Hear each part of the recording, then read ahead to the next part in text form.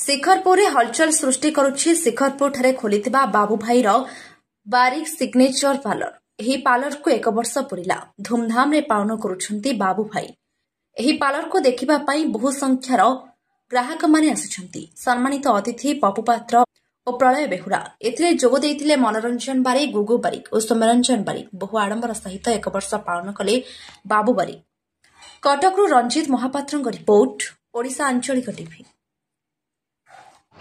मो ना बाबू बारिक। मोर दुकान करवा वर्ष हो गोटे दुकान सेपटे वर्ष कर भगवान दयालु भले चलती दुकान। हाँ आसमी आसा कथा रनिंग अच्छी भल पाइबा भल अच्छी